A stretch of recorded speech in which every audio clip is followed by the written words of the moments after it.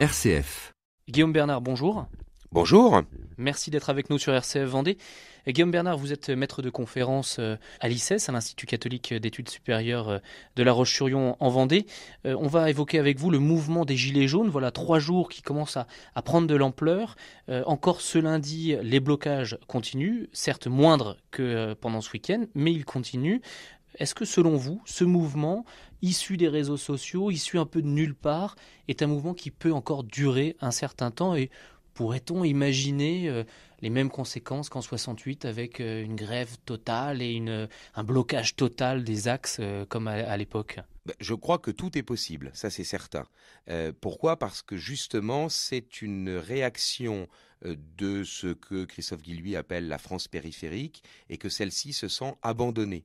Alors c'est là où il y a une ambiguïté et c'est très intéressant, c'est que d'un côté, cette France périphérique se voit abandonnée par la puissance publique parce qu'il y a un démantèlement des services publics et où en même temps, cette France périphérique réclame le fait de payer moins d'impôts, d'être moins asphyxiée fiscalement. Je crois que c'est là où il y a le nœud de la compréhension de ce mouvement. C'est que c'est en fait un mouvement qui demande, qui dénonce le fait qu'elle paye de plus en plus pour de moins en moins de services et qui demande fondamentalement le fait de pouvoir vivre de son travail et non pas être aidé par des subventions ou par des primes à la reconversion, etc. Donc oui, je crois que c'est un mouvement qui peut perdurer parce qu'effectivement, il repose sur une exaspération.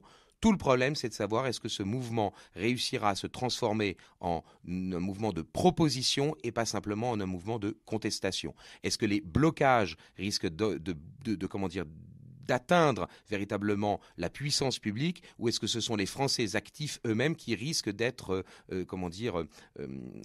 embêtés, qui risquent d'être bloqués dans leurs activités. Autrement dit, les Gilets jaunes ont, une vraie question à résoudre, c'est qu'est-ce qu'il faut bloquer ? Est-ce que ce sont les ronds-points ou est-ce que ce sont les centres de paiement des impôts, les préfectures, etc. Là, stratégiquement, ils ont une vraie question à se poser, mais évidemment, c'est une question qui ne se posera qu'aux différents endroits de France parce que c'est un mouvement totalement décentralisé, c'est un mouvement qui n'a pas de chef national et c'est justement cela qui, je crois, a peur les pouvoirs publics, c'est que, il n'y a pas d'interlocuteur pour pouvoir négocier quelque chose. Et par conséquent, oui, pour cette raison-là aussi, ça vient du tissu social. C'est quelque chose qui n'est pas structuré, canalisé par des organisations syndicales ou politiques, et qui donc peut parfaitement durer et peut-être même déboucher sur quelque chose de plus ample.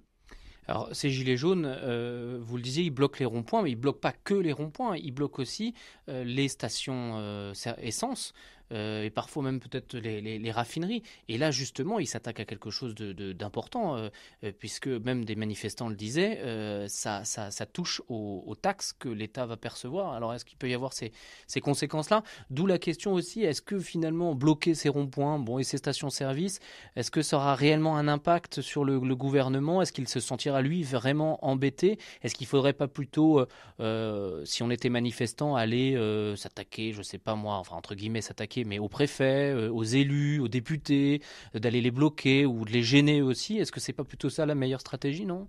Oui, je suis assez d'accord que le mouvement des Gilets jaunes a réussi à démontrer une véritable force parce que, issu de nulle part, vous l'avez dit, il a réussi à s'épanouir et à réunir un très grand nombre de personnes, alors qu'il n'y a aucune organisation. Le risque pour ce mouvement, c'est de devenir impopulaire parce qu'il empêcherait les actifs de véritablement développer leur vie quotidienne et leurs propres activités. Je suis parfaitement d'accord sur le fait que ce sont les centres du pouvoir ou les symboles du pouvoir qui mériteraient plus d'être, remis en cause, attaqués, en tout cas bloqués, plutôt que les routes. Mais n'oubliez pas que la paralysie d'un pays, ça peut parfaitement, entraîner la chute de certains gouvernements. Je ne fais pas du tout de parallélisme entre Emmanuel Macron et Salvador Allende, mais je vous rappelle que le régime d'Allende au Chili en 1973 est tombé à la suite d'un blocage général du pays. Et donc, oui, effectivement, les Gilets jaunes peuvent avoir une très grande force.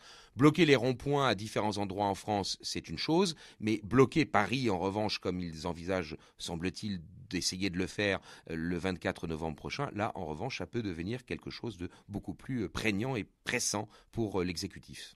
Alors pour cela, il faudrait qu'ils arrivent à mobiliser encore plus largement Là, en ce début de semaine, on voit beaucoup de sans-emploi ou de retraités qui prennent un peu le relais des artisans commerçants qu'on a pu retrouver sur les ronds-points ce week-end. Les autres se sont remis au boulot. Petite question, qui est ce gilet jaune? Dans les médias, on a beaucoup entendu, c'est la France d'extrême droite, c'est la France d'extrême gauche. Voilà. Comment on pourrait cataloguer le gilet jaune? Alors là, vous avez raison. Ceux qui sont encore présents sur les blocages aujourd'hui, ce sont ceux qui n'ont pas à travailler ou n'ont plus à travailler. Ceux qui ne peuvent pas travailler parce qu'ils sont chômeurs ou ceux qui n'ont plus à travailler parce qu'ils sont retraités. En revanche, le samedi 17 novembre, c'était incontestablement la France qui travaille, la France qui se lève tôt. Je vous signale que les rendez-vous étaient généralement vers 8h, 8h30 et que dès 7h du matin, il y avait déjà du monde. Autrement dit, c'est des gens qui ont l'habitude de se lever tôt pour aller travailler. C'est donc la France qui travaille et, je le répète, une France qui travaille et qui ne veut pas être aidée mais qui veut simplement vivre de son travail. Donc qui se sent asphyxié par la pression fiscale. C'est la France périphérique, c'est-à-dire que c'est la France des terroirs, grosso modo, contre la France des métropoles qui bénéficie, je dirais, de la mondialisation, alors que cette France périphérique se sent agressée, se sent vendue d'une certaine manière, livrée par les pouvoirs publics à une concurrence mondialiste déloyale. Bon, donc ce sont des actifs essentiellement, et quant à la question de droite ou de gauche, je crois que ce sont des gens qui, certes, vont vraisemblablement voter à la présidentielle,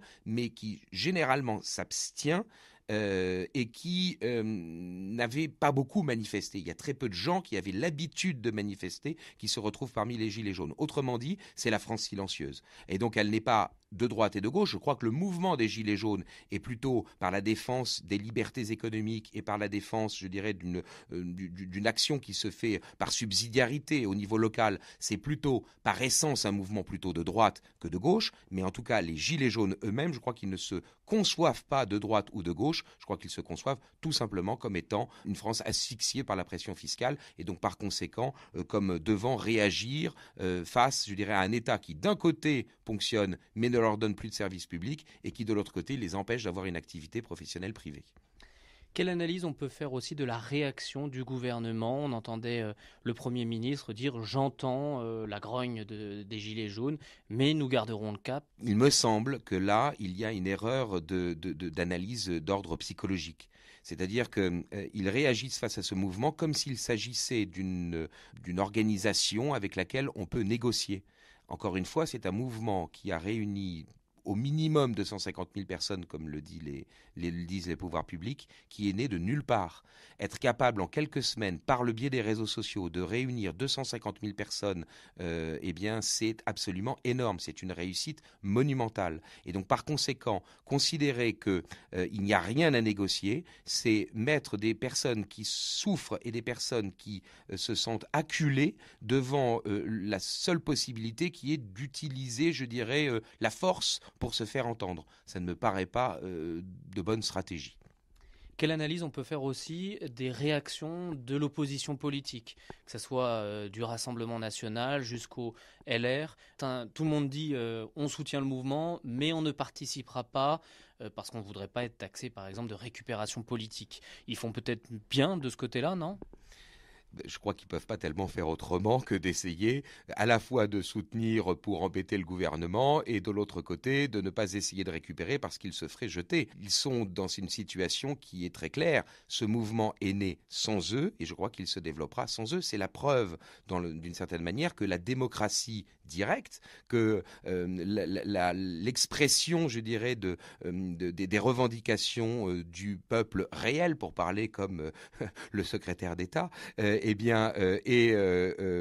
se faire indépendamment des partis et au-delà des partis politiques. Je crois que c'est bien sûr la preuve qu'il y a un décalage entre Macron, son gouvernement, sa majorité parlementaire et la France périphérique, mais c'est, je crois, aussi le signe d'un vrai décalage entre toute la classe politique et syndicale et la France réelle. C'est-à-dire que cette France réelle, elle est capable de s'organiser sans les partis politiques. C'est le signe que l'offre politique ne correspond plus à la réalité et qu'il va falloir sans doute repenser l'offre politique pour répondre à véritablement cette demande tout simplement d'un consentement à l'impôt. Je rappellerai que c'est tout simplement ce que les Gilets jaunes demandent. Le principe du consentement à l'impôt est d'une certaine manière une demande de démocratie directe pour que les pouvoirs publics obtiennent ce consentement à l'impôt. Il arrive qu'il y ait des taxes qui ne soient pas considérées comme suffisamment légitimes pour pouvoir être simplement votées par la démocratie représentative. Donc consentement à l'impôt, démocratie directe, ça me semble être une revendication